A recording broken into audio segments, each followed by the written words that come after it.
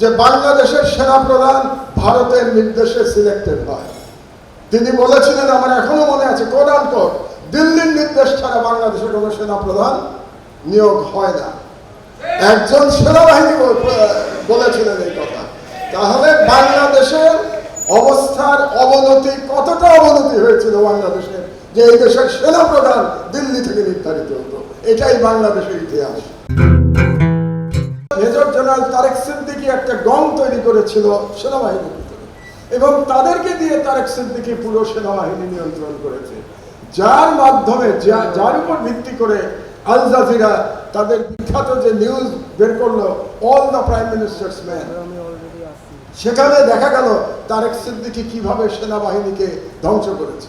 এবং সেই সময় যিনি আর্মি চিফ ছিলেন জেনারেল আজিজ, জেনারেল আজিজের সাথে তার এক বন্ধু লন্ডনে যে থাকে কর্নেল শহীদ, তার সাথে কথোপকথনে আমরা দেখেছি যে জেনারেল আজিজ কর্নেল শহীদকে বলছেন, সিটিং আর্মি চিফ, যে তারেক সিদ্দিকী সবগুলি গুম খুনের জন্য দায়ী, এবং তিনি ইঙ্গিত দিচ্ছেন যে এই গুম খুনের নির্দেশ আসছে কার কাছ থেকে?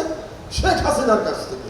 অর্থাৎ army chief, sitting army chief, তিনি বলছেন যে অবৈধ প্রাইম মিনিস্টার নিজে গুম খুনের নির্দেশ দিচ্ছেন, এবং এগুলি ইমপ্লিমেন্ট করছে কে? ইমপ্লিমেন্ট করছে এখন যিনি জেলে আছেন মেজর জেনারেল জিয়া, এবং এটা করাচ্ছে মেজর জেনারেল তারেক সিদ্দিকী। কাজে ওই সময় ডিজিএফআই যে কাজগুলো করেছে সেটা বাংলা সরাসরি, আমি মনে করি, গণতন্ত্র বিরোধী তো বটেই, মানবতা বিরোধী তো বটেই, তার সঙ্গে বাংলাদেশের স্বাধীনতা বিরোধী কাজ করেছে ওই সময় ডিজিএফআই 2010 থেকে 2020 সাল পর্যন্ত। যেমন ডিজিএফআইকে ব্যবহার করে জেনারেল এরশাদকে বাধ্য করা হয়েছে ইলেকশনে অংশগ্রহণ করবার জন্য 2014 সালে। তদানীন্তন ডিজিএফআই প্রধান জেনারেল আকবর নিজে এরশাদকে তার বাড়ি ধারায় বাসা থেকে ধরে নিয়ে সেম এজে নিয়ে গিয়েছে। এগুলো যেন আমরা ভুলে না যাই, এবং এগুলো যেন আমরা কার্পেটের নিচে চেপে দেওয়ার চেষ্টা না করি, কারণ সব সত্য কথা আজকে আমাদের বলতে হবে। 5ই আগস্টের পরে বাংলাদেশে সকলকে সত্য কথা বলতে হবে, এবং এই সাহস থাকতে হবে, সত্য কথা সুন্দর সাহস থাকতে হবে সকলেরই, সে আর্মি হোক অথবা পলিটিশিয়ান হোক। Justice S K. সিনহা তার বই a broken dream, rule of law, human rights and ডেমোক্রেসিতে লিখেছেন জেনারেল আকবর ডিজিএফআই চিফ কিভাবে তাকে শারীরিকভাবে আক্রমণ করেছে এবং পিস্তল দিয়ে তাকে দেশ থেকে বের করে দিয়েছে। এস.কে. সিনহা কোনো ভালো লোক ছিলেন না। এস.কে. সিনহা বাংলাদেশের পরিণতির জন্য দায়ী ছিলেন, বাংলাদেশের বিচার বিভাগ ধ্বংস করার জন্য এস.কে. সিনহা দায়ী, বাট তাকে বের করে দেওয়ার জন্য ডিজিএফআইকে ব্যবহার করা, সেনাবাহিনীকে ব্যবহার করা, এটা মেনে নেওয়া যেতে পারে না, সে যেই হোক না কেন। কাজেই এই অন্যায় শেখ হাসিনা করেছিলেন, এই অন্যায় সেই ডিজিএফআই করেছিল। ডিজিএফআইকে দায়িত্ব নিতে হবে এবং তৎকালীন সেনা প্রধানকে দায়িত্ব নিতে হবে। এই দায়িত্ব এড়ানোর কোনো উপায় নাই। এবং এই অবস্থার মধ্যে 2020 সালে আমরা দেখেছি বেনজির আহমেদ এবং র্যাবের বিরুদ্ধে মার্কিন যুক্তরাষ্ট্র স্যাংশন দিল। অবস্থার এতটাই অবনতি হয়েছিল বাংলাদেশের এই পিরিয়ডে যে একজন রিটায়ার্ড মেজর জেনারেল তিনি মিডিয়াতে বলেছেন যে বাংলাদেশের সেনাপ্রধান ভারতের নির্দেশে সিলেক্টেড হয়। তিনি বলেছিলেন, আমার এখনো মনে আছে, কোট আনকোট, দিল্লির নির্দেশ ছাড়া বাংলাদেশে কোনো সেনাপ্রধান নিয়োগ হয় না। একজন সেনাবাহিনী বলেছিলেন এই কথা। তাহলে বাংলাদেশের অবস্থার অবনতি, কতটা অবনতি হয়েছিল বাংলাদেশের, যে এই দেশের সেনাপ্রধান দিল্লি থেকে নির্ধারিত হতো। এটাই বাংলাদেশের ইতিহাস। ফাইনালি 2020 থেকে 2025 আবারও ডামি নির্বাচন 2024-এ। সেই ডামি নির্বাচনেও সেনাবাহিনী চোখ বন্ধ করেছিল। সেনাপ্রধান ছিলেন জেনারেল শফিউদ্দিন। এই সমস্ত সেনাপ্রধানদের অন্তত মরাল রেসপন্সিবিলিটি নিতে হবে। লিগ্যাল রেসপন্সিবিলিটি না নিলেও তাদেরকে ফ্যাসিবাদ প্রতিষ্ঠার মরাল রেসপন্সিবিলিটি তাদেরকে নিতে হবে। এরই পরিপ্রেক্ষিতে এসছে বাংলাদেশে জুলাই বিপ্লব। আলহামদুলিল্লাহ, জুলাই বিপ্লবে বাংলাদেশের তরুণেরা জীবন দিয়ে বাংলাদেশকে নতুন করে স্বাধীন করেছে। আজকে জুলাই বিপ্লব হয়েছিল বলে এই আমার মতো একজন সাধারণ মানুষ আপনাদের ক্লাবে এসে বক্তৃতা দিতে পারছে। আমি তো দেশেই আসতে পারতাম না জুলাই বিপ্লব না হলে। জুলাই বিপ্লব না হলে এখনো তো আমাকে এক্সাইলে থাকতে হতো, কি বলে, ইস্তাম্বুলে। তো কাজে জুলাই বিপ্লবকে ভুলে যাওয়ার কোনো সুযোগ নাই আমাদের। জুলাই বিপ্লবের হিরোদের আমি স্যালুট করি, আপনাদের আর্মিদেরও আমি স্যালুট করি, যারা নেমেছিলেন অন্তত হাসিনার বিরুদ্ধে 2 আগস্টে যারা নেমেছিলেন সবাইকে আমি সালাম জানাই, আপনাদের পরিবারকেও আমি সালাম জানাই যারা আপনারা রাস্তায় নেমেছেন। এই পর্যন্ত আমার ইতিহাস বর্ণনা। ইতিহাস বর্ণনা থেকে আমরা কি শিখলাম? এবার এই কথায় আসি, ইতিহাস তো 55 বছর হয়ে গেল, শিখলামটা কি? আমি যেটা শিখেছি, আমি জানি না আপনারা একমত হবেন কি, আমি শিখেছি বাংলাদেশের রাজনীতিতে যে দলীয় রাজনীতি মুক্তর কথা ইমামুজ্জামান ভাই বলেছেন, এই দলীয় রাজনীতির জন্য এইটা দায়ী নীতিহীন রাজনীতিবিদ এবং উচ্চাকাঙ্ক্ষী সেনা কর্মকর্তা চক্র। This is my learning. তার মানে বলতে চাচ্ছি, এই যে বিভিন্ন মিডিয়াতে বা বিভিন্ন বয়ানে শুধুমাত্র সেনাবাহিনীকে দায়ী করা হয় রাজনীতিতে হস্তক্ষেপ করার জন্য, এটা সঠিক না। রাজনীতি, সেনাবাহিনী যদি দলীয় রাজনীতি ঢুকে থাকে, তার জন্য উচ্চাকাঙ্ক্ষী অফিসাররা যেমন দায়ী, তেমনি দায়ী বাংলাদেশের নীতিহীন রাজনীতিবিদরা। সো ইটস এ নেক্সাস, এটা উভয় পক্ষের ব্যাপার, উভয় পক্ষের দায়। এটা কোনো এক পক্ষকে এটার জন্য দায়ী করা যাবে না। এটাই হচ্ছে আমার লার্নিং বাংলাদেশের 55 বছরের ইতিহাস থেকে। এখন কিভাবে করব?